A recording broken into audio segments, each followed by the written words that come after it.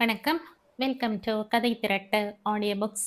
இந்த வீடியோவில் நம்ம என்ன கதை கேட்க போகிறோம்னா, செவ்வானத்தில் ஒரு நட்சத்திரம் கதையின் 8வது பகுதி. வாங்க கதைக்குள்ள போகலாம். நீங்க சாப்பிட்டுட்டீங்களா ஆன்ட்டி என்று கேட்டாள் கல்பனா பாருவிடம். இல்லம்மா, என்னைக்கு நீங்கள் எல்லாம் சாப்பிடாம நான் சாப்பிட்டுட்டு இருக்கேன். நீ சாப்பிடு, அப்புறம் நான் சாப்பிடணும் என்றாள் பாரு. உடனே மளமளவென்று சாப்பிட்ட கல்பனா, நான் சாயந்தரம் வந்து இதையெல்லாம் அலம்பிக் கொடுக்கிறேன் ஆன்ட்டி என்று சொன்னவள் திரும்ப படுக்கையில் சாய்ந்தாள். இந்தா கல்யாணி, இப்ப படுத்துக்காத. கர்ப்பிணி பொண்ணு சாப்பாடு ஆனதும் ஒரு 10 நிமிஷம் மெதுவா நடந்துட்டு தான் படுக்கணும், தெரியுமில்லையா? வா வா, வந்து எனக்கு சாப்பாடு போடு வா என்றாள் பாரு. ஆன்ட்டி, எனக்கு ஒண்ணுமே பிடிக்கல ஆன்ட்டி என்ற கல்பனா சொல்லவும், பார்வதி கட்டிலின் பக்கத்தில் வந்து நின்று அவள் தலையை தடவி கொடுத்தாள். கல்பனா அவளை அப்படியே கட்டிக்கொண்டு தலையை பார்வதியின் வயிற்றில் சாய்த்து கொண்டாள். அவள் தலையை ஆதரவாக கோதிவிட்ட பாரு, என்னம்மா, என்ன ஏக்கம் உனக்கு? உன் புருஷன் ஞாபகமா, இல்ல அப்பா அம்மா நினைவா என்று கேட்டாள். புருஷன் ஞாபகம், அப்பா அம்மா ஏக்கம் இல்லைன்னு நான் சொன்னா அது பொய்.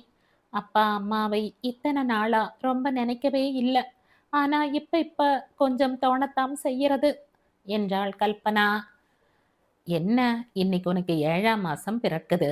அம்மா வீடு சரியா இருந்தா நமக்கு வளைகாப்பு சீமந்தம் எல்லாம் நடத்த வேண்டிய மாசமாச்சேன்னு தோன்றதாக்கும் என்றாள். நீங்க என்ன மனோ தத்துவம் படிச்சவங்களா ஆன்ட்டி என்று கேட்டாள் கல்பனா. இந்த சின்ன விஷயத்துக்கு மனோ தத்துவம் படிச்சிருக்கணுமா என்ன? எல்லா பெண்களுக்கும் வர ஏக்கம் தானமா இது என்றாள் பாரு. என்னையே நான் எத்தனையோ சமாதானப்படுத்திக்கிறேன். இந்த வரைக்கும் இவ்வளவு நல்ல இடமும் மனிதர்களும் கிடைச்சிருக்கும் போது வேற ஏக்கங்களுக்கெல்லாம் மனதில் இடமே கொடுக்க கூடாதுன்னு. ஆனாலும் என்று இழுத்தாள் கல்பனா. போகட்டும், நடக்காததை பத்தி பேசி லாபம் என்னம்மா? மனச அலப்பாய விடாம கவனமா இரு. சரோஜினி மேடத்துக்கு உன்னை அவ்வளவு பிடிச்சிருக்கு. அதை நினைச்சு சந்தோஷப்படு. சரி, நீ கொஞ்சம் ரெஸ்ட் எடு. நான் போய் சாப்பிட்றேன். நீ கொஞ்சம் வெளியே போய் சுத்திட்டு வா என்றாள் பாரு. கல்பனா தடுத்தும் கேட்காமல் தானே பாத்திரங்களை எடுத்துக்கொண்டு கிளம்பி விட்டாள். அன்று மாலை இல்லத்தின் ஒரு வீட்டில் இருந்த ஒரு பெண்ணை பார்வதி ரூமில் அட்ஜஸ்ட் செய்து கொள்ள சொல்லிவிட்டு அந்த வீட்டை நன்றாக சுத்தம் செய்ய வைத்தார்கள் சரோஜனியும் அனிதாவும். அதன் பிறகு பிரார்த்தனை மண்டபத்தில் எல்லோரையும் ஒன்றாக பார்த்தபோது சரோஜனி எல்லோரிடமும் விஷயத்தை சொன்னாள்.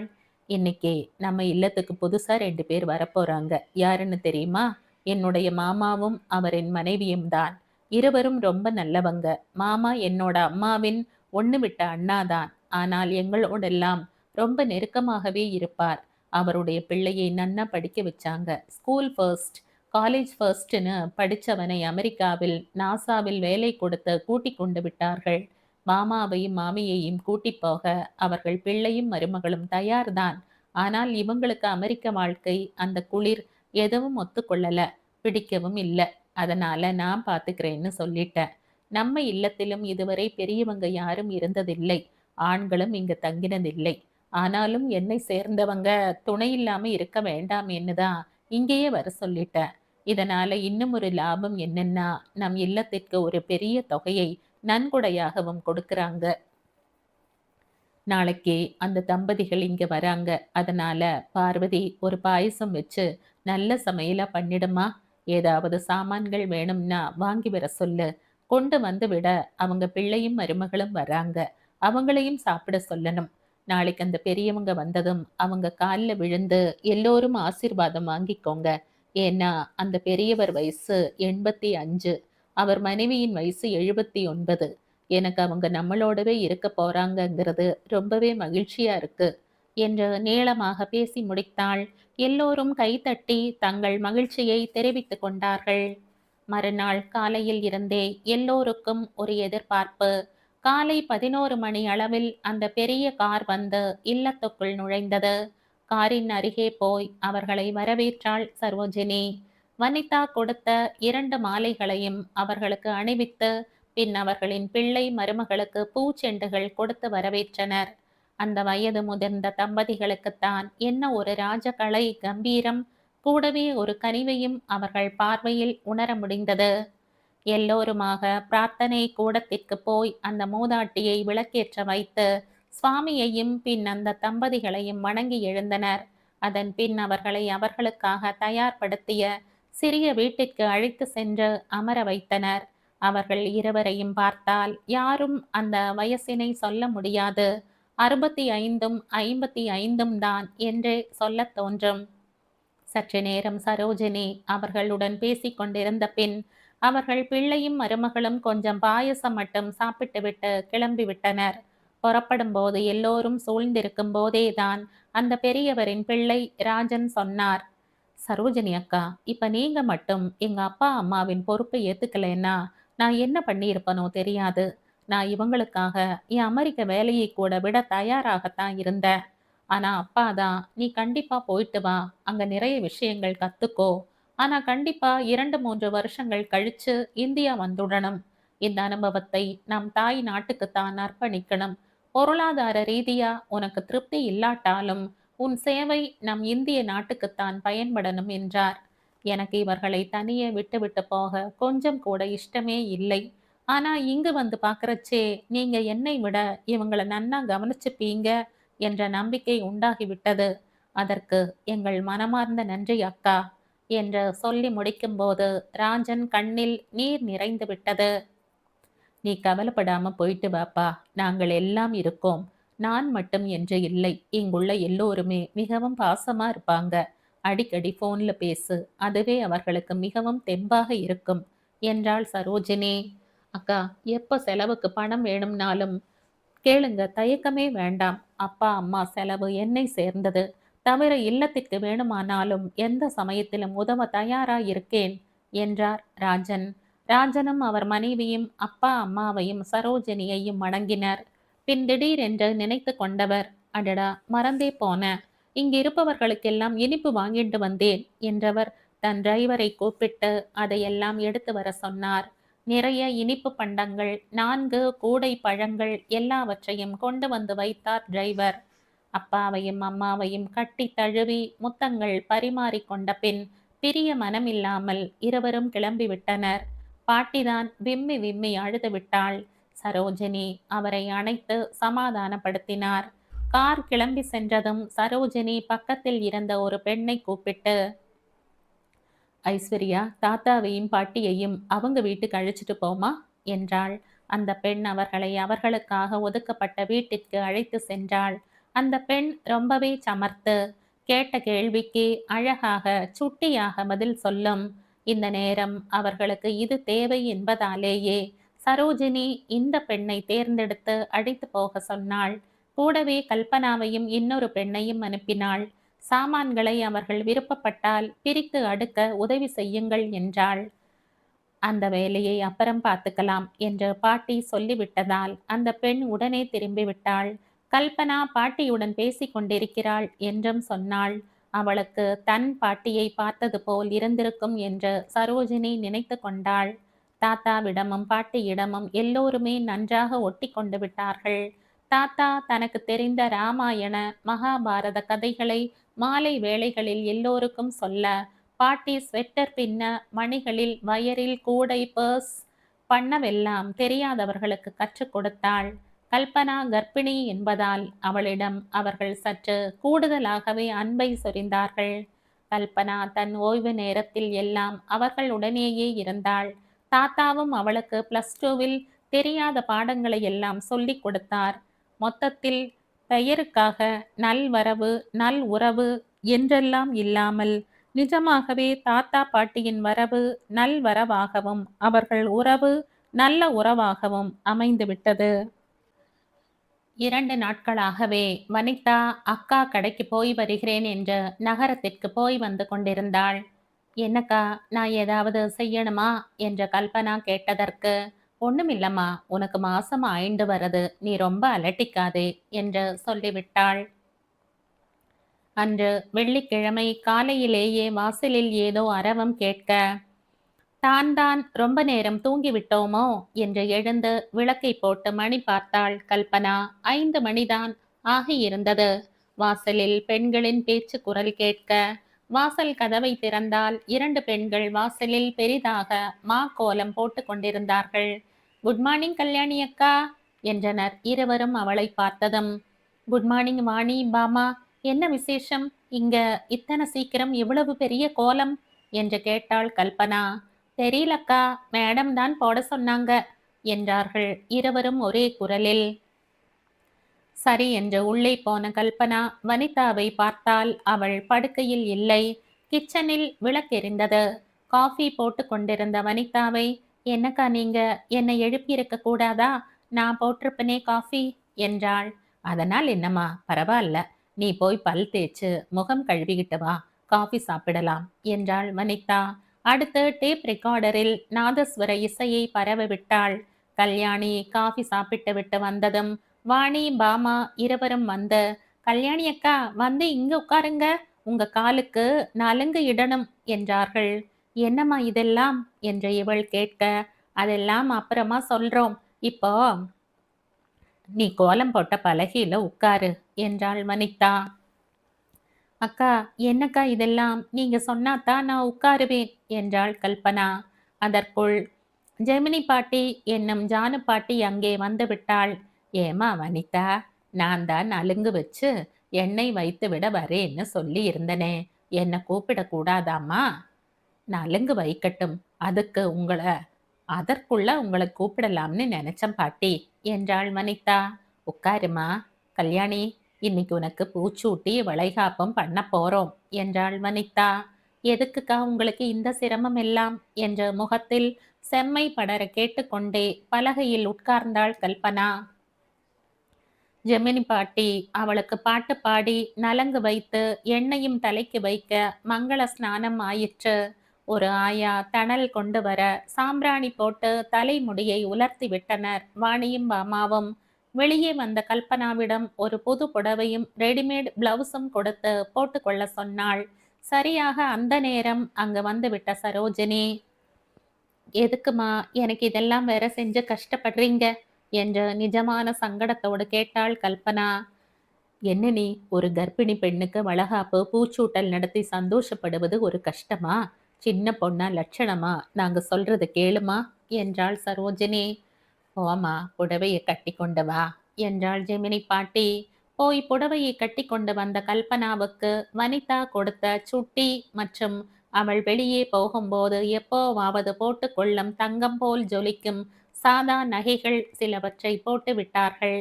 தலையை தளர பின்னி குஞ்சலம் வைத்து மல்லிகை பூவையும் வைத்து விட்டார்கள்.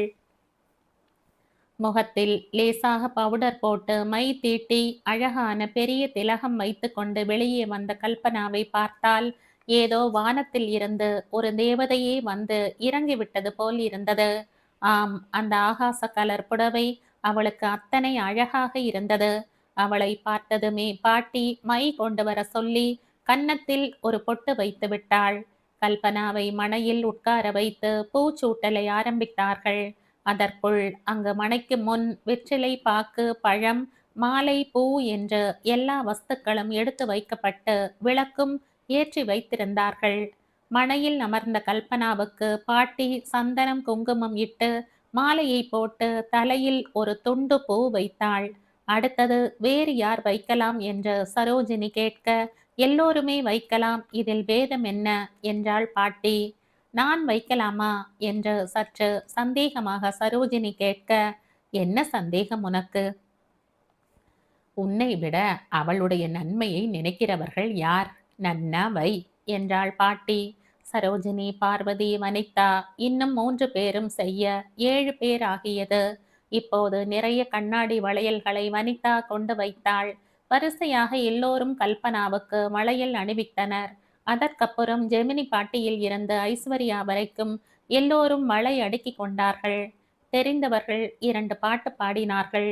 பாட்டி ஒரு அழகான முத்து மாலையை ஒரு மிக அழகான பர்சில் இருந்து எடுத்து கல்பனாவுக்கு போட்டுவிட்டு பர்ஸை கல்பனாவின் அருகில் வைத்தாள்.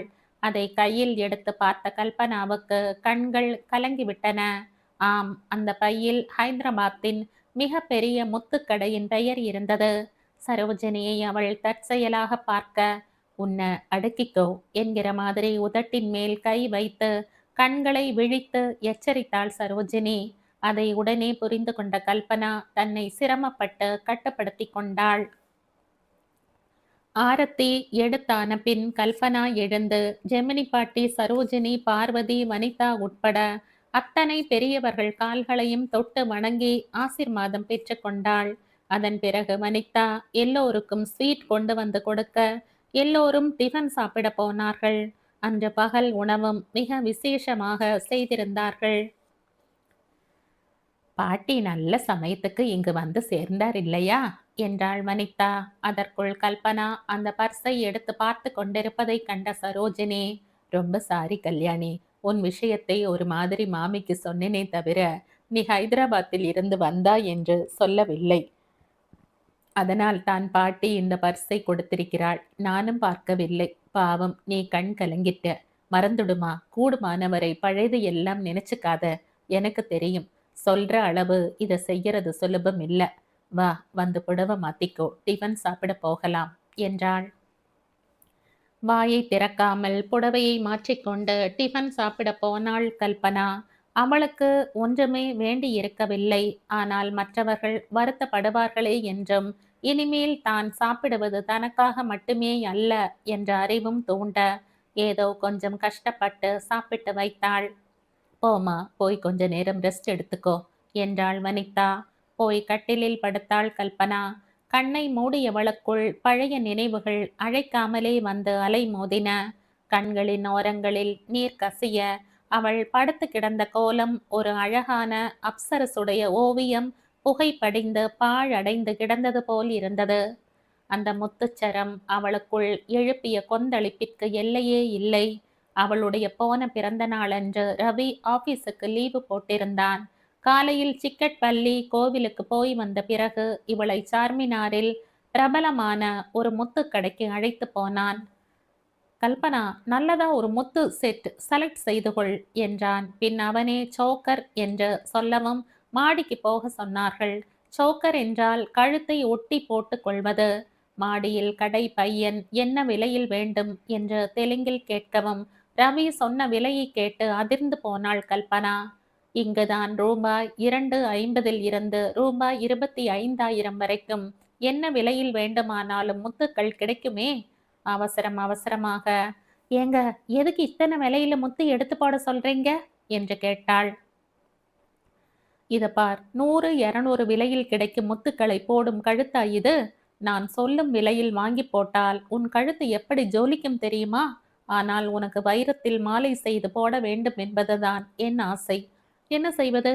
தற்போது இல்லாவிட்டாலும் என் ஆசை நிறைவேறும் நாள் கட்டாயம் வரும். கிடைக்கும் என்பதற்காக என் செல்ல பெண்டாட்டிக்கு எந்த முத்து வேணுமானாலும் கொடுப்பதா என்று குறும்புடன் கேட்டான் ரவி. அவன் குறும்பு சிரிப்பை பார்த்த பிறகுதான் அவன் என்ன அர்த்தத்தில் சொல்கிறான் என்பது புரிந்து முகம் சிவந்து போனாள். போங்க ரவி, உங்களுக்கு கொஞ்சம் கூட வெட்கமே கிடையாது. ஆ, என் பெண்டாட்டிக்கு நான் முத்து கொடுப்பதில் எனக்கேன் வெட்கம் என்றான். இவள் அவன் கையை கிள்ளி கடை பையன் இருப்பதை ஜாடை காண்பித்தாள். கவலைப்படாத, இங்க எல்லாம் யாருக்கும் தமிழ் தெரியாது என்றான். அது சரி, நான் இப்போ உங்களை முத்து வேணும்னு கேட்டனா என்றாள் கல்பனா பொய் கோபத்துடன். முத்து வேணும் போதெல்லாம் பெண்டாட்டி கேட்கும் வரை வச்சுப்பானா என்ன புருஷன்? சரி சரி, உனக்கு எந்த மாதிரி முத்து வேணும்னு சொல்லு, எனக்கு பரபரன்னு இருக்கு. அதற்குள் கடை பையன் தெலுங்கில், நீங்க கேட்குற விலையில புது டிசைனில் மாலைகள் கீழே வந்திருக்கு சார், நான் போய் கொண்டு வரேன் என்று கீழே போனான். இங்க கிட்டவா, சட்டுன்னு ஒரு நிஜ முத்தம் தரேன் என்றான் ரவி. சீச்சி, வந்த இடத்துல இப்படியா நடந்துப்பாங்க என்று கல்பனா சொல்ல, ஏய், இந்த திருட்டு முத்தத்துல இருக்கிற த்ரில் தெரியலையா உனக்கு என்று சொல்லி அவள் கன்னத்தை ஒரு தட்டு தட்டினான் ரவி. அதற்குள் கீழே போயிருந்த கடை பையன் வந்து விட்டான். இவர்களுக்கு வேண்டிய மாலை உடனேயே கிடைத்து விட்டது. வாங்கியதும் அந்த கடை பையன் சிரிக்காமல், சார், பில்லுக்கு பணம் கீழே தான் கொடுக்கணும், வாங்க சார் என்றான் தமிழில். தூக்கி வாரி போட்டது இருவருக்கும். கல்பனா மளமளவென்று கீழே இறங்கிவிட்டாள். ரவி அந்த பையனிடம், ஏம்பா, நீ தமிழ் பையன்னு சொல்லவே இல்லையே என்றான். நீங்க கேட்கவே இல்லையே சார் என்றான் அவன் சிரிக்காமல். ரவி சிரித்து கொண்டே கீழே இறங்கி வந்தான். வண்டியில் போகும்போது கல்பனா, ரவி, வழுக்கி விட போகுது வண்டி, ஜாக்கிரத என்றாள். நல்ல வெயில் அடிக்குது, ரோட்ல என்ன தண்ணியா தேங்கி நிக்குது, வழுக்கி விட என்று கேட்டான் ரவி.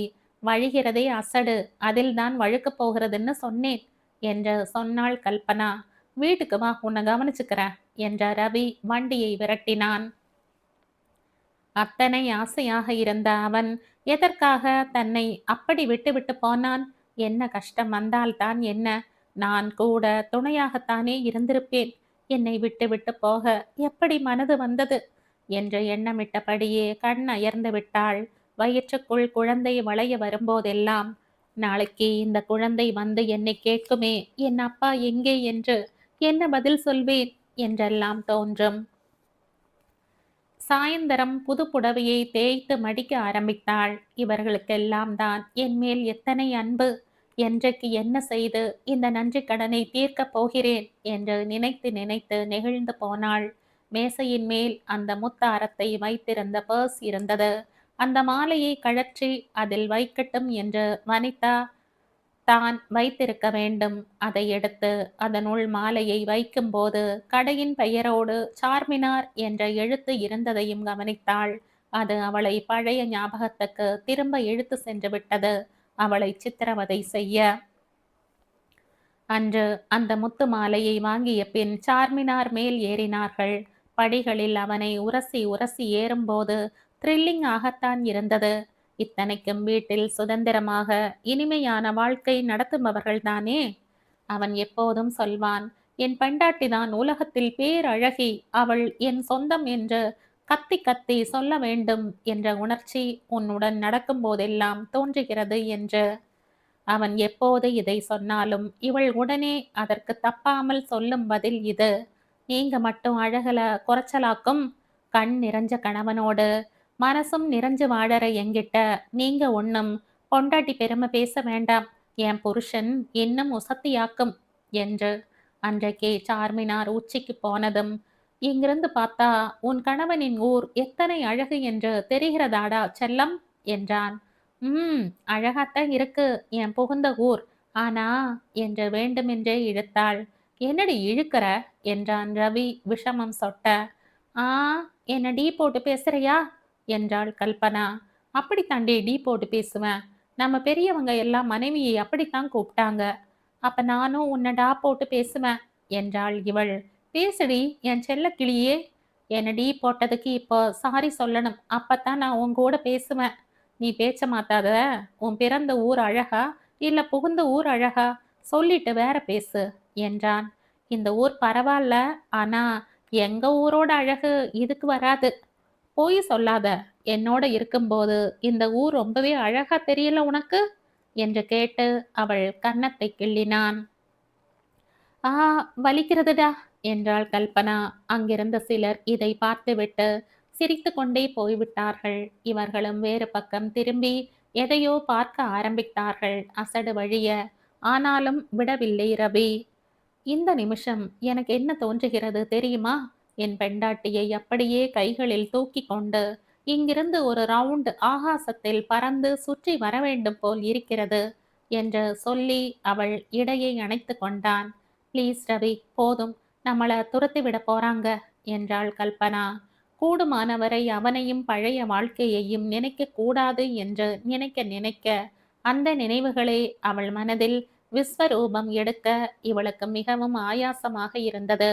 எத்தனை முறை சண்டை போட்டிருப்பார்கள், எத்தனை முறை அவன் சாரி சொல்லி இருப்பான், கன்னத்தில் போட்டு கொண்டிருப்பான். அந்த அன்பு கணவனா இப்படி? என் ரவி, எங்க போயிட்ட? ஏன் போன? என் வாழ்க்கையில உன்னை திரும்பவும் பார்ப்பனா? அல்லது ஏங்கி ஏங்கியே என் வாழ்நாள் முடிந்து விடுமா? நம்மையே நம்பி வந்த பெண்ணாயிற்று என்று ஒரு தரம் கூடவா உங்களுக்கு தோன்றவில்லை? சுய பச்சாதாபத்தில் கண்களில் நீர் வழிய அவள் நடக்க ஆரம்பித்தாள். தன்னை அறியாமலேயே அவள் நடந்தது ஜானு பாட்டியின் வீட்டிற்குத்தான். பாவம், அவளுக்கு என்ன தெரியும்? கெட்ட பழக்கத்தில் மாட்டிக்கொண்டதுதான் ரவி செய்த இமாலய தவறு. பிறகு நடந்தவையெல்லாம் அவன் கை மீறிய செயல்களாகிவிட்டன. அதிலும் ஊரை விட்டு போனதென்பது அவன் சூழ்நிலை கைதியாகி செய்ததுதான். ஆமாம், சீட்டாட்ட சகாக்களிடம் தோற்று தோற்று கடன் லட்சங்களை தாண்டிய போது அவன் ரொம்பவே மன அழுத்தத்திற்கு ஆளாகிவிட்டான். ஒரு கட்டத்தில் அந்த சகாக்களின் தலைவன், இத பார் ரவி, நீ என்ன பண்ணுவியோ ஏது பண்ணுவியோ, உனக்கு 2 நாள் டைம் தர்றேன். அதுக்குள்ள பணத்தை கொண்டு வந்து கொடுத்துட்டியானா சரி, இல்லைன்னு வச்சுக்கோ, உன் பொண்டாட்டி நாங்க தூக்கிட்டு வந்துடுவோம். ஏய் நரசிம்மா, இவன் பொண்டாட்டி ரொம்பவே அழகின்னு சொன்ன இல்ல, எனக்கு பார்க்கணும்டா, அவசியம் பார்க்கணும்னு அவன் சொல்லிக் கொண்டிருக்கும் போதே ரவி ஏதோ மனதினில் தீர்மானத்திற்கு வந்தவனாய், இத பார் ரஹ்மான், இதுக்கு மேல எதுவும் பேசாத, உனக்கு வேண்டியது பணம் தானே, எப்படியாவது கொண்டு வந்து தந்து விடுகிறேன், என் மனைவியை பற்றி பேசாதே என்றான். சாருக்கு பெண்டாட்டியை பத்தி பேச்செடுத்தா எத்தனை சுர்ருன்னு கோபம் வருது பாத்தீங்களாடா என்று பெரிதாக சிரித்தவன், டேய் ரவி, உனக்கும் வேற நாதி கிடையாது, உன் பொண்டாட்டிக்கும் வேற யாரும் கிடையாதுன்னு எனக்கு தெரியும். 2 நாள் தான் கெடு, கவனம் வச்சுக்கோ என்றான் விரலை ஆட்டியபடி. இந்த அச்சுறுத்தல் தான் அவனை ஆபீஸ் பணத்தை கையாடும் அளவுக்கு போக வைத்தது.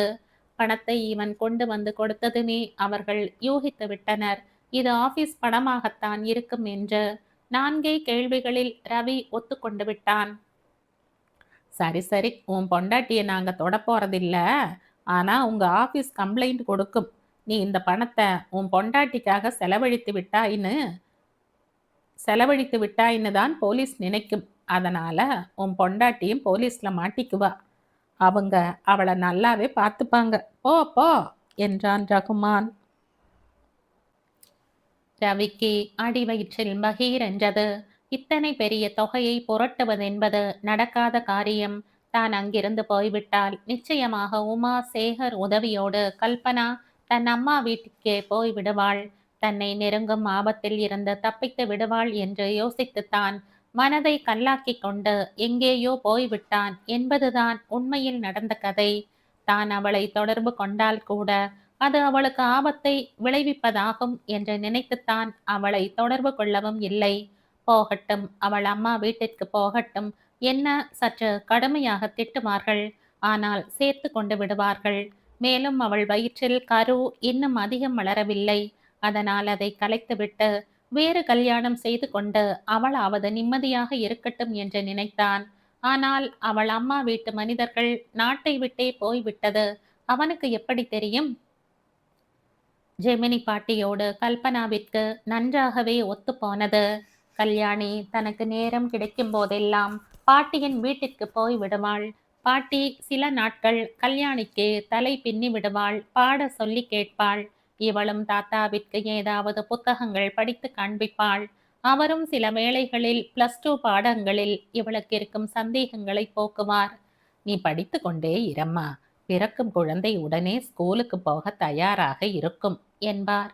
என்ன ஜெமினி சொல்ற என்பார். உஷ், சும்மா இருங்க என்று அதட்டுவாள் பாட்டி ஒரு நாள். அது என்ன பாட்டி, மாமா உங்களை ஜெமினின்னு கூப்பிடுறாரு, உங்க பேரு ஜமுனா தானே என்று கேட்டாள் கல்பனா.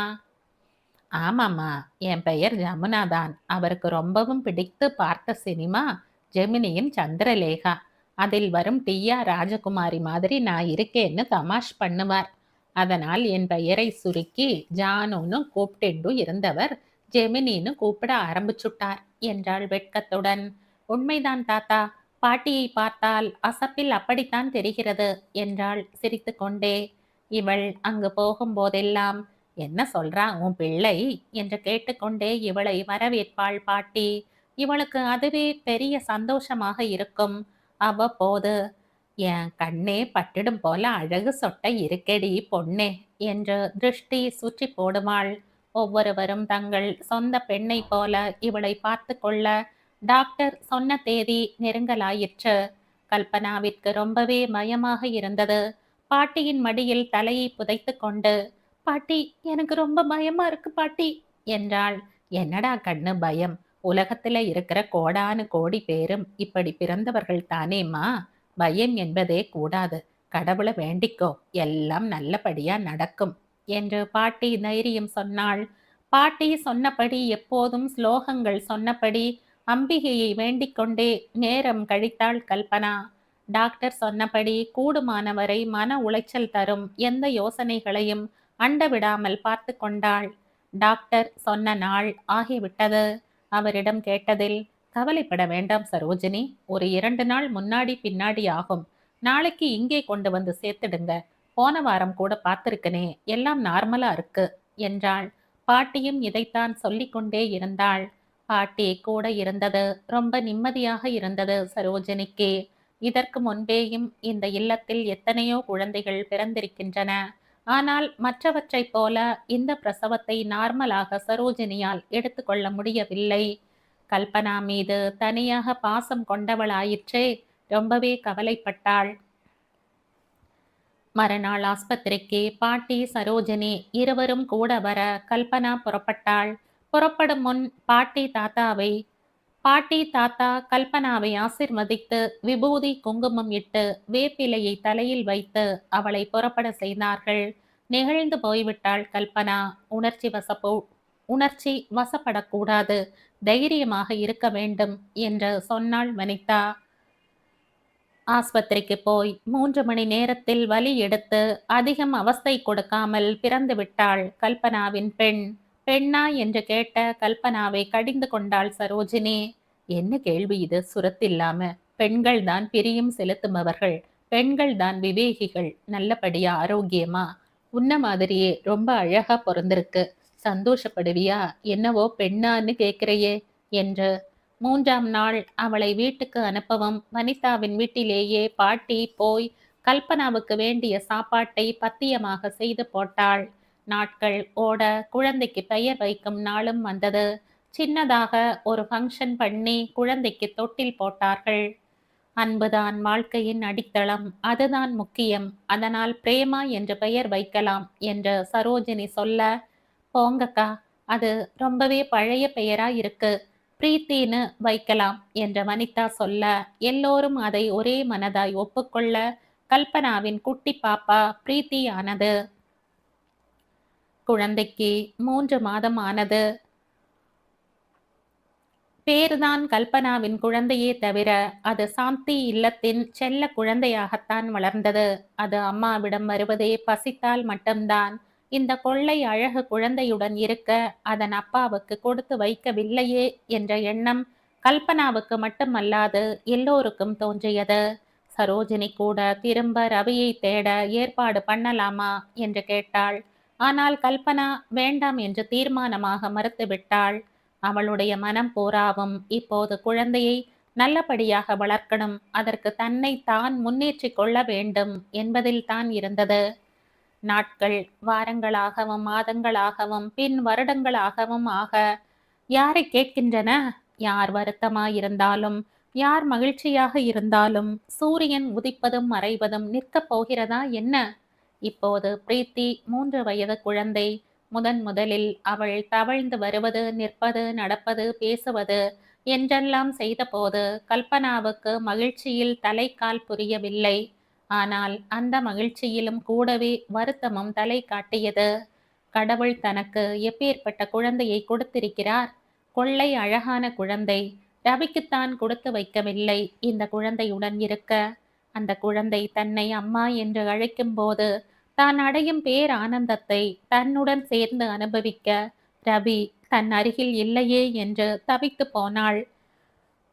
ஆனால் பாட்டி, சரோஜினி, வனிதா, பார்வதி என்று எல்லோருமே முடிந்த போதெல்லாம் இவளிடம் பழைய வாழ்க்கையை மறந்துவிட்டு குழந்தைக்காக சந்தோஷமாக இரு என்று சொல்லி சொல்லி இவள் மனதை மாற்ற விடாமல் முயற்சி செய்து கொண்டேதான் இருந்தார்கள். அதற்கு பலிதம் இருக்கத்தான் செய்தது. ரவி எனும் மனிதனை 95% மறந்துவிட்டாள் என்றுதான் சொல்ல வேண்டும். ஆம், அதனால் தான் அவளால் படிப்பு, பாட்டு என்று கவனம் செலுத்த முடிந்தது. அவளுக்கு +2 முடிக்கவும், BA சரித்திரம் படிக்கவும், பரீட்சை எழுதி பாஸ் செய்யவும் எல்லோரும் உதவினார்கள். சர்டிபிகேட் வாங்குவது போன்ற வேலையெல்லாம் வனிதா செய்து தந்தாள். பாடம் சொல்லிக் கொடுப்பது மட்டும் தாத்தாதான் முழுவதும் செய்தார். நல்ல உபாத்தியாயர், நல்ல மாணவி, வெற்றி பெற கேட்பானேன்? அடுத்தது B.Ed படிக்க சொன்னாள் சரோஜினி. ஏனென்றால் எந்த ஆணின் முன்னாடியும் நிற்கக்கூட கல்பனாவுக்கு இஷ்டமே கிடையாது என்பது அவளுக்கு நன்றாக தெரியும். அதனால் கல்பனாவுக்கு ஏற்றது ஆசிரியர் வேலைதான் என்று அவளுக்கு தோன்றியதால் தான் அவளை B.Ed படிக்க சொன்னாள். மேலே பட்ட மேற்படிப்பு படிக்கிறாயா கல்யாணி? காலேஜ் வேலை என்றால் இன்னும் நிறைய சம்பளம் வருமே என்று சரோஜினி சொன்னபோது தீவிரமாக மறுத்துவிட்டாள் கல்பனா. பெண்களுக்கான பள்ளியில் ஆசிரியை வேலை போதும் தனக்கு என்று சொல்லிவிட்டாள். சரி என்று அவளுக்கு தேவையான வசதிகளை சரோஜினி செய்து கொடுக்க நல்ல முறையில் கல்பனா ஆசிரியை பயிற்சி பட்டமும் பெற்றுவிட்டாள். அன்று பிஎட் கான்வகேஷன் நாள். கல்பனா தன்னை மிக எளிமையாக அலங்கரித்து கொண்டு தாத்தா பாட்டியை நமஸ்கரித்துவிட்டு சென்று பட்டப்படிப்பு சான்றிதழ்களை வாங்கி வந்தாள். ஒரு கையில் சான்றிதழ்களும் ஒரு சிறிய பிளாஸ்டிக் பையும் மற்றொரு கையில் பெரிய இனிப்பு பாக்கெட்டுமாக கல்பனா சரோஜினியின் ஆபீஸ் அறைக்குள் நுழைந்தாள். சரோஜினி யாரோ 2 பெண்களுடன் பேசிக் கொண்டிருந்தாள். கல்பனாவை பார்த்ததும் அவளை வரவேற்றாள். வாமா கல்யாணி, கங்க்ராட்ஸ். பிஎட் பரீட்சையை நல்ல முறையில் பாஸ் பண்ணதுக்கு என் மனமார்ந்த வாழ்த்துக்கள் என்றாள். அம்மா, கொஞ்சம் எழுந்து இப்படி வரீங்களா என்று கேட்டாள் கல்பனா. என்னம்மா, என்ன விஷயம் என்று கேட்டுக்கொண்டே அவள் அருகில் வந்து நின்றாள் சரோஜினி.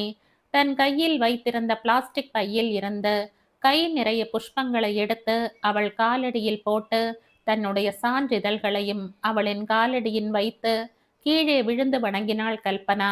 என்னம்மா, என்ன பண்ற நீ என்று பதறினாள் சரோஜினி. அம்மா, இன்னைக்கு நான் ரொம்ப சந்தோஷமா இருக்கம்மா. இந்த பிஏயும் பிஎட்டும் எனக்கு நீங்க போட்ட பிச்சை. அனாதையா எப்படியோ போயிருக்க வேண்டிய என்னை ஒரு மனுஷியா மதிச்சு உங்க பொன்னான நேரத்தை எல்லாம் எனக்காக செலவிட்டு என்னை ஒரு நல்ல நிலைக்கு கொண்டு வந்துட்டீங்க. இந்த நன்றி கடனை நான் எப்படி தீர்க்க போறேன்னு தெரியல. ஆண்டவனுக்கு என்னோட 1000 கோடி நன்றிகள் என்றாள் கண்களில் நீர் வழிய. பைத்தியம், எழுந்திரு. நான் என்னம்மா பெருசா பண்ணிட்ட? உன்ன மாதிரி ஒரு மகளை எனக்கு கொடுத்ததுக்கு நான் தான் அந்த ஆண்டவனுக்கு நன்றி சொல்லணும். இந்த பட்டப்படிப்பெல்லாம் நீ உன் திறமையினால அடைஞ்சது. போமா, போய் தாத்தா பாட்டிகிட்ட எல்லாம் ஆசீர்வாதம் வாங்கிக்கோ. பொண்ணு பிறந்த வேளை உனக்கு இனிமே எல்லாம் சிறப்பா இருக்கும் என்று சொன்ன சரோஜினி தன் கண்களை துடைத்து கொண்டாள். அவள் கிளம்பி போனதும் சரோஜினியுடன் பேசிக் கொண்டிருந்த அந்த 2 பெண்களும் சரோஜினியிடம், மேடம், உங்களை பத்தி நாங்க நிறைய கேள்விப்பட்டிருக்கோம். அது எவ்வளவு தூரம் உண்மைன்னு இப்ப கண்ணால பார்த்துட்டோம். உங்க சிறப்பான தொண்டு மேன்மேலும் சிறப்படைய எங்களின் வாழ்த்துக்கள் என்றனர். கல்பனா நிறைந்த மனதுடன் தாத்தா பாட்டியை பார்க்க சென்றாள். வாமா வாத்தியாரம்மா என்று வரவேற்றாள் பாட்டி. கங்க்ராச்சுலேஷன்ஸ் கல்யாணி என்ற கை குலுக்கினார் தாத்தா. அவர்கள் இருவரையும் வணங்கி எழுந்த கல்பனா, தாத்தா, உங்கள் உதவியினால் தான் நான் சிறப்பாக பாஸ் செஞ்சேன். உங்கள் 2 பேருக்கும் ஏதாவது வாங்கி கொடுக்கணும் போல இருக்கு. உங்களுக்கு என்ன வேணும் தாத்தா என்று கேட்டாள். இந்த கிழவனுக்கு என்னம்மா வேணும்? நீ நன்னா இருக்கணும், அதுதான் என்றார் தாத்தா. போங்க தாத்தா, ஏதாவது கேளுங்க என்றாள் கல்பனா. அப்படியா, சரி, இங்க கிட்ட வா, சொல்றேன் என்றவர் அவள் காதில் ஏதோ முணுமுணுத்தார். கல்பனா ஹோவென்று சிரித்தாள். கண்டிப்பா தாத்தா என்றாள். என்னடி, தாத்தாவும் பேத்தியுமா ஏதோ குசு குசுன்னு பேசிக்கிறீங்க? பாட்டி, தாத்தாவுக்கு குச்சி ஐஸ்கிரீம் வேணுமாம் என்றாள் கல்பனா. ஓஹோ, பிள்ளையில்லா வீட்டுல கிழம் துள்ளி விளையாடுத்தாம். அப்படின்னா இருக்கு சமாச்சாரம். போகட்டும், வாங்கும்போது 2ஆ வாங்கு. ஏன் நான் சாப்பிட மாட்டேனா என்றாள் பாட்டி. எல்லோரும் சிரித்து ஓய்ந்தார்கள். கல்யாணி, இன்னைக்கு உனக்கோசரம் சிறப்பு சாப்பாடு பண்ணி இருக்காங்க என்றாள் பாட்டி. எதுக்கு பாட்டி இதெல்லாம்? எனக்கு சங்கோஜமா இருக்கு. என்னம்மா அப்படி சொல்ற? உன்னை நினைச்சா எங்களுக்கெல்லாம் ரொம்ப பெருமையா இருக்குமா. நீ சாதிச்சு காட்டிட்ட, அதுக்குத்தான் இந்த சாப்பாடு என்றாள் பாட்டி. கல்யாணி, அடுத்தது உன்னோட கோல் கர்நாடக இசையில ரொம்ப பெரிய பேர் வாங்கணும் என்றார் தாத்தா. முயற்சிக்கிறேன் தாத்தா என்றாள் அடக்கத்துடன். சொன்னது போலவே தன்னை கர்நாடக சங்கீதத்தில் ஈடுபடுத்தி கொண்டு ஒலி நாடாக்கள் கேட்டே நிறைய பாடல்கள் கற்றுக்கொண்டாள். கல்பனாவுக்கு ஆசிரமத்து குழந்தைகள் பலர் படிக்கும் பள்ளியிலேயே வேலை கிடைத்து விட்டது. குழந்தை பிரீத்தியை இவள் பிஏ படிக்கும் போதே நர்சரியில் போட்டிருந்தாள். அது இப்போது 2ஆம் வகுப்பு வந்து விட்டது. சுட்டியாய் படித்தது. அதற்கு மேல் படு சுட்டியாக பேசியது. அது ஆசிரமத்தின் செல்ல குழந்தையாகவே இருந்தது. இப்போது நிறைய பேர் பாட்டுக்கும் ஹிந்தி டியூஷனுக்கும் வந்து கொண்டிருந்தார்கள். இவள் டீச்சராக வேலை ஏற்ற பின் பாட டியூஷன்கள் எல்லாம் வேண்டாம் என்று சரோஜினி சொல்லிவிட்டாள். ஸ்கூலில் இருந்து வரவிட்டு பாட்டு கிளாஸ் இருக்கும். இப்போதெல்லாம் சரோஜனிக்கு சற்று அதிகமாக ஓய்வு தேவைப்பட்டதால் வனிதா தான் ஆபீஸ் நிர்வாகம் முழுவதையும் பார்த்து கொண்டாள். கல்பனா வனிதாவிற்கு உதவியாக இருந்தாள். அப்போதுதான் ஒரு நாள் சரோஜினி எல்லோரையும் பாட்டியின் வீட்டுக்கு சாயந்தரம் 6 மணிக்கு ஒன்று சேரும்படி கூப்பிட்டாள். இப்போதெல்லாம் பாட்டிக்கு ரொம்ப நடமாட முடியாததால் அங்கேயே ஏதாவது முக்கியமான விஷயமென்றால் பேசிவிடுவது வழக்கமாக இருந்தது. ஜெமினி பாட்டி வீட்டில் எல்லோரும் கூடினார்கள். என்னம்மா விஷயம் சரோஜினி, எல்லாரும் வந்திருக்காங்க என்று கேட்டாள் பாட்டி. சொல்றேன், ஒரு வாரம் முன்னால நம்ம குடும்ப வக்கீலை பார்த்தேன். அவர் சொன்னார், சரோமா, உனக்கு வயசு ஆயிண்டு வருது, இந்த இல்லத்தை இனிமே நடத்த ஒரு ட்ரஸ்ட் ஏற்பாடு பண்ணி அது நிர்வாகம் பண்றாப்புல அமைச்சுட்டா தேவலம்மா. தவிர இத்தனை சொத்து ஒருத்தர் இடத்திலேயே குவிஞ்சிருந்தாலும் யார் கண்ணையாவது உறுத்தும். அங்க இருக்கிற 2-3 வீடுகளையாவது வித்துடு. உங்க இல்லத்துல இருக்கிறவங்களுக்கு வித்துட்டியானா பிரச்சனை இருக்காது. அவங்களுக்கு வீடு வாங்குற அளவுக்கு வசதி இருக்காதுன்னு நீ நினைச்சா விலையை வேணுமானா குறைச்சு வாங்கிக்கோன்னு சொன்னார். அதை பத்தி எல்லாம் பேசத்தான் உங்களை எல்லாம் இங்க வர சொன்னேன் என்றாள் சரோஜினி. நம்மில் வீடு வாங்கும் அளவுக்கு வசதி யாரிடம் இருக்கிறது என்று ஒருவரை ஒருவர் பார்த்து கொண்டனர். முதல் வாய்ப்பு வனிதாவுக்கு, நான் அவளை கேட்கறது தான் முறை என்றாள் சரோஜினி. எனக்கு எதுக்கு அக்கா வீடும் இன்னொன்னும்? நான் இருக்கிற வரைக்கும் என்னை இங்க வச்சுப்பீங்க இல்லையா? நான் இப்ப வீடு வாங்கி இப்ப யாருக்கு எழுதி வைக்கணும் சொல்லுங்க என்றாள் வனிதா. கூடவே, உங்களை விட நானும் கொஞ்சம் தானே சின்னவள் என்றாள். நீ சொல்றதும் ஒரு வகையில நியாயம்தான் வனிதா. ஜானு மாமி, நீங்க என்றாள் சரோஜினி. ஏமா விளையாடுறியா? நானே இருக்கிற வீட்டையெல்லாம் வித்துட்டு இங்க வந்து உட்கார்ந்துருக்கேன். ராஜன் என்னவோ அமெரிக்காவில் அரிச்சு கொட்டிண்டு இருக்கான். நீ ட்ரஸ்ட் ஆரம்பி, நான் என் பங்குக்கு இந்த நல்ல காரியத்துக்கு பணம் எழுதி வைக்கிறேன் என்றாள் மாமி. மாமா, உங்க அபிப்பிராயம் என்ற சரோஜினி கேட்க, நான் எப்பமா உங்க மாமி வார்த்தைக்கு எதிர்வார்த்தை பேசி இருக்கேன். தலையை ஆற்றதோட என் வேலை ஓவர் என்று ஜோக் அடித்தார் மாமா. என்ன நீங்க சின்னதுகளை எல்லாம் வச்சுண்டு என்று செல்லமாக கோபித்து கொண்டாள் மாமி. சரி, நீ சொல்லு கல்யாணி, உனக்கு ஒரு வீடு வேணும் இல்லையா என்றாள் சரோஜினி. என்னம்மா, எல்லாம் தெரிஞ்சும் நீங்களே இப்படி கேட்டா நான் என்ன சொல்றது என்றாள் கல்பனா. என்ன தெரியணும் எனக்கு இப்போ? நீ ஸ்கூலுக்கு போற, பாட்டி டியூஷன் சொல்லித்தர, மாசம் கொஞ்சம் பணம் கொடுத்துட்டு போயேன் எனக்கு. வேண்டாம்மா, என்கிட்ட பேங்க்லயும் கொஞ்சம் பணம் இருக்கு, இல்லைங்கள. ஆனா எனக்கு ஒரு வீடு வாங்குற அளவுக்கு பணத்துல கமிட் ஆகிறதுக்கு பயமா இருக்குமா. அதுவும் இல்லாம அதுக்கு ஒரு தகுதியும் வேணும் இல்லையா? வேண்டாம்மா என்றாள் கல்பனா. இப்ப என்ன பயம்? வீடு வாங்க என்ன தகுதி வேணும்? நீ வேண்டாம்னாலும் நான் பிரீத்தி பேர்ல ஒரு வீடு எழுதி வைக்கத்தான் போறேன். நீ தடங்கல் சொல்லாத. வந்த நாளா நீ ஒரு நிமிஷம் கூட சும்மா இருந்ததில்ல. இல்லத்துக்காக உழைக்கிற, அதனால உனக்கு ஒரு வீடு நிச்சயம். கூடவே நான் இன்னொன்னையும் சொல்றேன். இந்த இல்லத்தை நடத்த போற ட்ரஸ்டிகள் நான், நீ, வனிதா, இந்த 3 பேரும் தான்.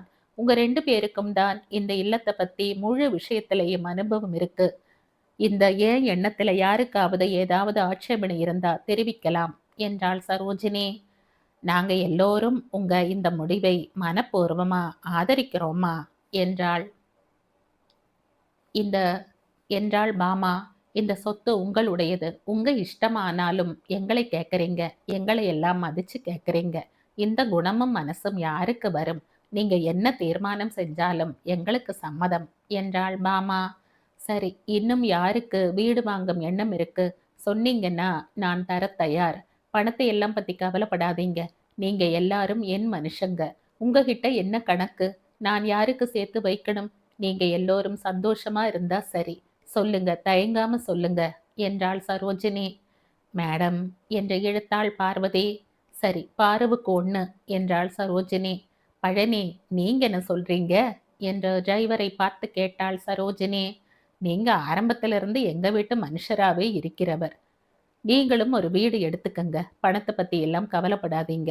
உங்களுக்கு எப்படி சௌகரியமோ அப்படி கொடுங்க, போதும் என்றாள். அடுத்தது அந்தோணி முகத்தை காட்ட, உங்களுக்கும் அதே வார்த்தை தான். அப்புறமா வக்கீல் கிட்ட பேசி விபரம் எல்லாம் தீர்மானிச்சுக்கலாம் என்றாள். ஆயா வரலட்சுமிக்கு ஏதோ சொல்லணுமா மேடம் என்றாள் மாமா.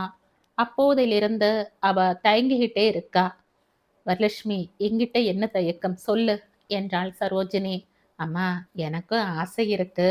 என் மகனும் எங்கேயாவது வீடு வாங்கணும்னு சொல்லிக்கிட்டு இருக்கான். இங்கேயே வாங்கலாம். ஆனா என்று இழுத்தாள். என்னம்மா சொல்லு. அப்புறம் என் புருஷனும் இங்க தங்க அனுமதி கொடுப்பீங்களா? தாயி, எப்படியும் நம்ம வாட்ச்மேன் தாத்தாவுக்கு வயசாயிடுச்சுல்ல. இவரும் அந்த வேலையை பார்த்துப்பாரு என்றாள். அது சரி, உன் பிள்ளையும் மருமகளும் உன்னை உங்க வீட்டுல நல்லா வச்சிருக்காங்கன்னு சொல்லுவியே, எதுக்கு இங்க வந்து இருக்கணுங்கிற? அதும்மா, அது எங்க வீட்ல பிள்ளை, மருமக, பேரப்பிள்ளைங்க எல்லாரும் இருக்கோம்மா. எனக்கும் அவருக்கும் பேசிக்கணும்னா தனியா உட்கார ஒரு இடமும் இல்ல. சித்த கால அமுக்கி விடணும்னா கூட பிள்ளைங்க முன்னாடி முடியறதில்ல. யார் கால யார் அமுக்கணும்? பெரிதாக சிரித்துக்கொண்டே கேட்டார் தாத்தா. எல்லோரும் கொல் என்று சிரித்தார்கள். சரி சரி, அவரும் வந்து இருக்கட்டும். அவரும் வயசானவர் தானே.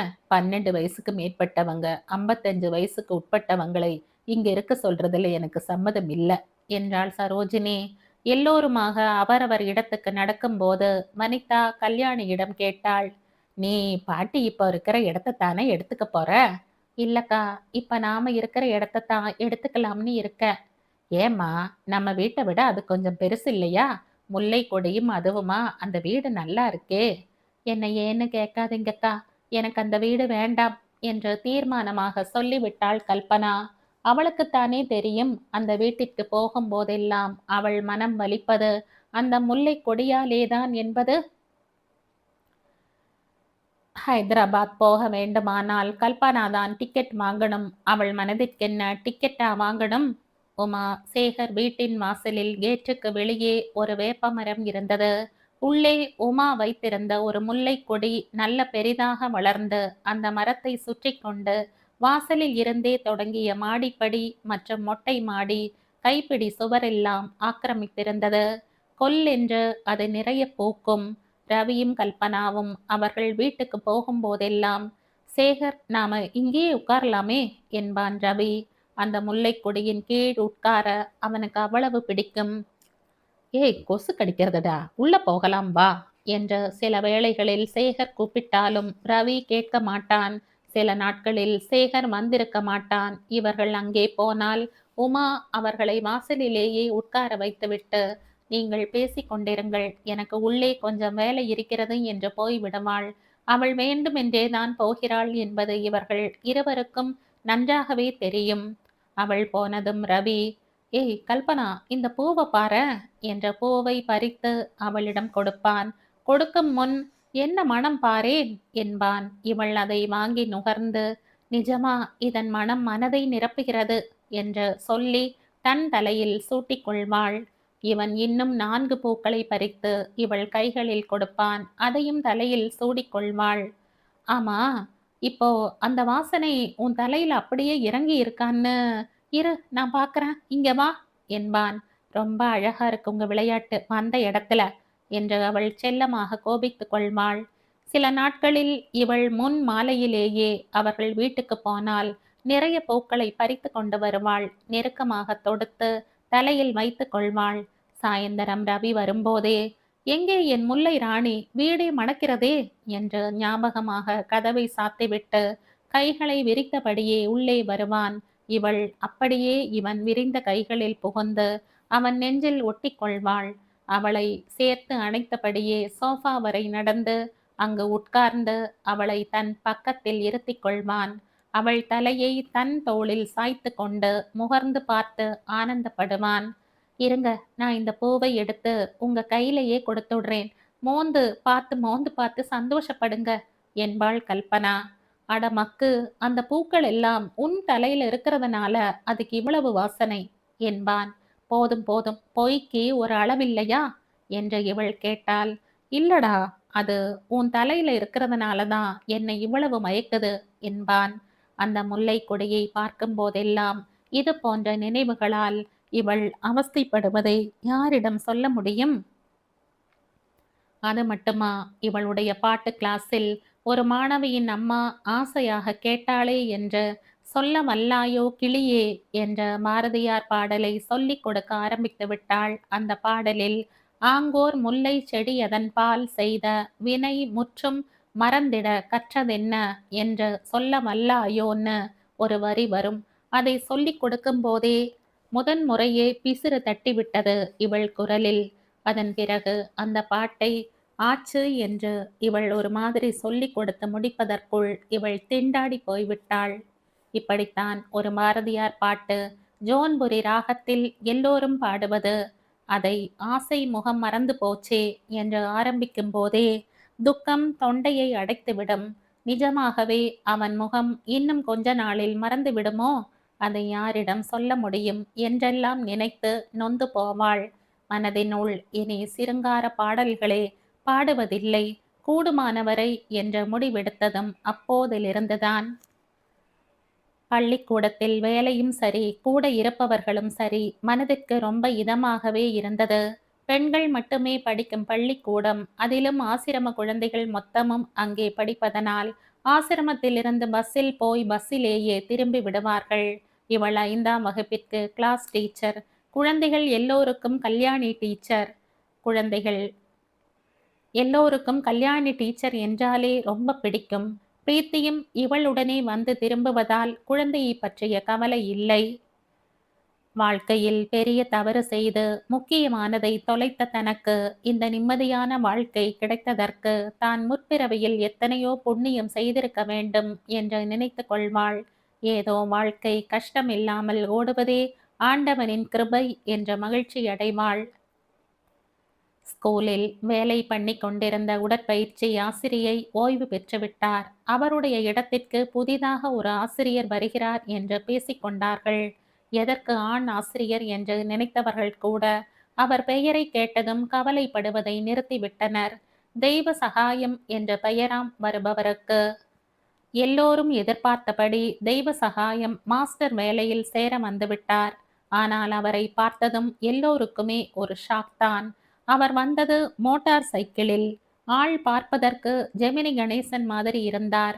அவருடைய உருவத்திற்கும் பெயருக்கும் சம்பந்தமே இல்லை. இவர்கள் எதிர்பார்த்தபடி அவர் கிழவரும் இல்லை, இளம் வாலிபர். அதுவும் நல்ல அழகர். சின்ன பெண்கள் கிளுகிளுப்படைந்தாலும் காண்பித்து கொள்ளவில்லை. பெரியவர்கள் +2 வரை படிக்கும் பெண்கள் இருக்கும் இந்த பள்ளிக்கூடத்திற்கு இப்படி ஒரு இளைஞர் ஆசிரியராக வருவது தேவையா என்றும் பேசிக்கொண்டார்கள். அறிமுகப்படுத்தின போது வணக்கம் தெரிவித்ததை தவிர கல்பனா அவர் நிற்கும் இடத்தில் கூட நிற்கவில்லை. அவரும் மரியாதைப்பட்ட மனிதராகவேதான் இருந்தார். அவர் வந்து 1 மாதம் கழிந்திருக்கும். தன் வகுப்பு குழந்தைகளுக்கு உடற்பயிற்சி ஆசிரியர் போட்டிருக்கும் கிரேடுகள் கல்பனாவிற்கு தேவையாக இருந்தது. தன் வகுப்பில் வேலையை முடித்துவிட்ட ஒரு பெண்ணை கூப்பிட்டு, சாரிடம் போய் நாம் வகுப்பின் கிரேடு வாங்கி வா என்றாள். போன பெண் உடனே வந்துவிட்டாள். சார் உங்களை கொஞ்சம் அவர் ரூமிற்கு வந்து எடுத்துக்கொள்ள முடியுமா என்று கேட்கிறார் மேடம். எல்லா வகுப்பின் கிரேடையும் ஒரே டைரியில் எழுதி இருக்கிறாராம். இப்போ மற்ற டீச்சர்ஸும் வந்து எழுதிக்க போறாங்களாம் என்றாள். சரி என்ற கல்பனா தெய்வ சகாயத்தின் ரூமிற்கு போனாள். வாங்க மேடம் உட்காருங்க என்ற மேசைக்கு அந்த புறமாக இருந்த ஒரு நாற்காலியை சுட்டி காட்டினார். இவள் உட்கார்ந்ததும் உடனே நோட்டை கொடுக்க அதை பார்த்து மளமளவென்று தன் நோட்டில் எழுதி கொண்டாள். இவள் எழுதி முடித்ததும் தெய்வ சகாயம் இவளிடம், மேடம் எனக்கு உங்களிடம் ஒரு விஷயம் சொல்லணும், நீங்க தப்பா எடுத்துக்க மாட்டீங்களே என்றார். இவளுக்கு பகீர் என்றது. சட்டென்று கதவு திறந்திருக்கிறதா என்று பார்த்து கொண்டாள். ஏன் மேடம் கலவரம்? நான் ஒரு கண்ணியமான குடும்பத்தில் இருந்து வந்தவன். நீங்க பயப்படுற மாதிரி எல்லாம் நடந்துக்க மாட்டேன். ஜஸ்ட் என் மனதில் இருக்கிறதை சொல்ல ஆசைப்பட்டேன், அவ்வளவுதான். முதல்ல நீங்க என்னை மன்னிக்கணும். மற்ற டீச்சர்ஸ் யாரையும் இப்போ நான் கூப்பிடல. என் மனசில் இருக்கிறதை சொல்லிடுறேன். தயவு செய்து கோபப்படாம கேளுங்க என்றார் தெய்வ சகாயம். கல்பனாவிற்கு வயிற்றில் பட்டாம்பூச்சி பறக்க ஆரம்பித்தது.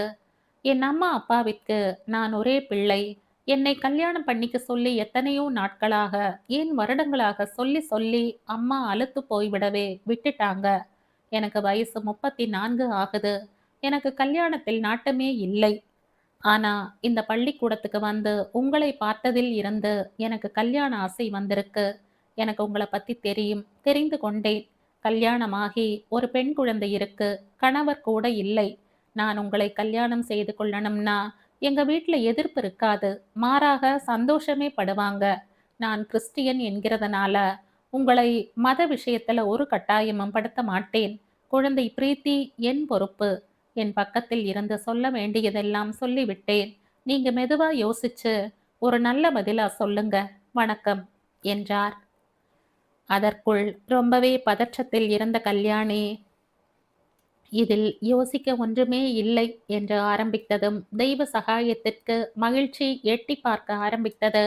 இவள் எங்கே கண்ணீர் சிந்தி விடுவோமோ என்று சற்று நிறுத்தியதுதான் அந்த இடைவெளி. தன்னை சரி செய்து கொண்ட கல்யாணி, மன்னிக்கணும் மிஸ்டர் தெய்வ சகாயம், இந்த மாதிரி ஒரு திருமணத்திற்கு ஏன் இந்த பேச்சுக்கே கூட என் வாழ்க்கையில் இடம் இல்லை. இந்த விஷயத்திலே நான் ரொம்ப தீவிரமாகவும் திடமாகவும் இருக்கேன். இனி ஒரு முறை இந்த பேச்சை எடுக்க வேண்டாம் என்று சொல்லிவிட்டு தன் நோட்டை எடுத்துக்கொண்டு எழுந்தாள். என் கிளாஸ் ரிசல்ட்டை எல்லாம் எடுத்து கொண்டு விட்டேன், தேங்க்ஸ் என்று அவன் பதிலுக்கு காத்திராமல் வெளியே நடந்து விட்டாள். அதன் பிறகு தன் சாமான்களை எல்லாம் எடுத்துக்கொண்டு பிரீத்தியையும் அழைத்து கொண்டு பஸ்ஸில் இல்லம் வந்ததெல்லாம் இயந்திர கதியில் நடந்தது. ஆனால் விடவிடத்த காலும் வறண்ட தொண்டையும் அப்படியே இருந்தது. இவளை பார்த்ததும் அனிதா, ஏம்மா என்னம்மா ஆச்சு, ஏன் என்னவோ போல இருக்க என்று கேட்டுவிட்டாள். ஒண்ணுமில்லக்கா, கொஞ்சம் தலைவலி ஜுரம் வரும் போல இருக்கு என்று சொல்லி சுருண்டு படுத்து விட்டாள். அதற்குள் சூடாக ஒரு கப் காஃபியை எடுத்து கொண்டு வந்த வனிதா, இந்தாம்மா இதை சாப்பிடு, எல்லாம் சரியாயிடும் என்று சொன்னவள் அவளை தொட்டு பார்த்தாள். இல்ல, உனக்கு உடம்பு ஒண்ணுமில்ல, ஸ்கூல்ல தான் என்னவோ நடந்திருக்கு, நீ என்னவோ மறைக்கிற என்கிட்ட இருந்து என்றாள். இப்படி வனிதா கேட்டதும் அன்று தெய்வ சகாயம் பேசியது மொத்தத்தையும் கொட்டிவிட்டாள் கல்பனா. சரி, அப்படி கேட்டார், கேட்பது அவர் இஷ்டம், நீ மறுத்து விட்டாய், மறுப்பது உன் இஷ்டம், இதில் இத்தனை வருத்தப்பட என்ன இருக்கு என்று கேட்டாள் வனிதா. என்னக்கா சொல்றீங்க, இதுவே எனக்கு அப்பா அம்மாவோ கூட பிறந்தவங்களோ பாதுகாப்பா இருந்திருந்தா இப்படி கேட்க முடியுமா? கேட்டிருப்பாரா? சொல்லுங்கக்கா என்றாள் கல்பனா. என்ன பேசுற கல்யாணி, இப்ப நாங்க எல்லோரும் இல்லையா உனக்கு பாதுகாப்பா? வேற யார் பாதுகாப்பா இருந்தாலும் கணவன் கூட இல்லைன்னா இப்படி யாராவது கேட்கத்தான் செய்வாங்க. இப்படி கேட்கறவங்க கிட்ட வேணும் வேணாம்னு சொல்லிட்டு நம்ம வேலையை பார்க்க வேண்டியதுதான். உலகத்துல பல பேர் பலவிதமா இருப்பாங்க. இதையெல்லாம் ஈஸியா எடுத்துக்க கத்துக்கோ கல்யாணி என்றாள். இத சுலபமா எடுத்துக்க முடியுமாக்கா? என்ன இப்படி சொல்றீங்க என்று சற்று மனத்தாங்களுடன் கேட்டாள். எல்லாம் அனுபவம் தாம்மா. நான் இன்னும் மிஸ் வனிதா தான் என்கிறதை நினைச்சு பாரு. நான் சொல்றது விளங்கும். என்னவோ எனக்கு கல்யாணத்துல விருப்பம் இல்ல. என்னையும் எத்தனையோ பேர் கேட்டிருப்பாங்க. இவராவது கல்யாணம் பண்ணிக்கிறையான்னு கேட்டார். வேற விதமா கொச்சியா கூட என்ன கேட்டிருக்காங்க தெரியுமா? எல்லார் கேட்கறதையும் நினைச்சுக்கிட்டு உட்கார்ந்திருந்தா நம்ம நிம்மதியே போயிடும். சரி விடு, நான் ஒன்னு கேட்கிறேன், மனசுல இருக்கிறதை ஒழிக்காம தயங்காம பதில் சொல்றியா? கேளுங்கக்கா என்றாள்.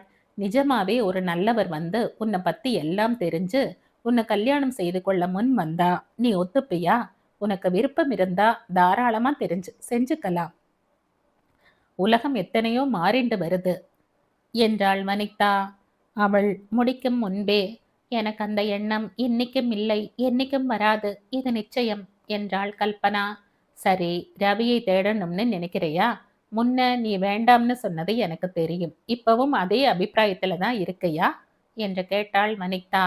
ஆமாம், அதுல மாத்தம் இல்லை. ஏதோ ஒரு கட்டாயத்தினாலோ என்னை பிடிக்காமலோ தான் அவர் விலகி இருக்கார். எதுவானாலும் நான் அவரை தொந்தரவு செய்ய விரும்பல. கடவுள் விருப்பம் எதுவோ அதன்படி நடக்கட்டும் என்றாள். இவளுக்கு ரவியின் பக்கம் எப்படி தெரியும்? அவன் பாவம் ஆபீஸ் அமளி அடங்கி விட்டிருக்கும் என்று சேகரை தொடர்பு கொள்ள முயற்சித்திருக்கிறான். சேகர் நைஜீரியாவில் ஒரு நல்ல வேலை கிடைத்து போய்விட்டது அவனுக்கு தெரியாது. அவனை பற்றி தகவல் தெரிந்து கொள்ள ரவி ஹைதராபாத் போகாமலேதான் முயற்சி செய்ய வேண்டியிருந்தது. சரி, கல்பனா எங்கு எப்படி இருக்கிறாள் என்றாவது தெரிந்து கொள்வோம் என்று சென்னை வரை வந்து முயற்சித்திருக்கிறான். அவன் துரதிர்ஷ்டம், அவன் வந்து தேடிய போது திருமேங்கடத்தாலும் உருப்படியாக ஒன்றும் சொல்ல முடியவில்லை. தவிர ஆபீஸில் பழைய ஆட்கள் யாருமே இப்போது இல்லையாதலால் அவனால் அவன் முயற்சித்தும் எதுவும் கண்டுபிடிக்க முடியாமல் போயிற்று. இது அவனுடைய துர்பாகியமா, கல்பனாவின் துர்பாகியமா? விதி, அவ்வளவுதான். இந்த நிகழ்ச்சிக்கு பின் யார் யாரிடம் என்ன சொன்னார்களோ, தெய்வ சகாயம் 2 மாதங்களில் இதே நிர்வாகம் நடத்தும் வேறு பள்ளிக்கு மாற்றப்பட்டார். கல்பனாவுக்கு அப்பாடா என்றிருந்தது. ஆனால் இவள் எந்த ஆணையும் சந்திக்க கூட மாட்டேன் என்று இருந்தது. இவளுக்கு சற்று வருத்தம் தந்த நேரமும் உண்டு. இந்த கதையின் தொடர்ச்சியை அடுத்த பதிவில் கேட்கலாம். நன்றி.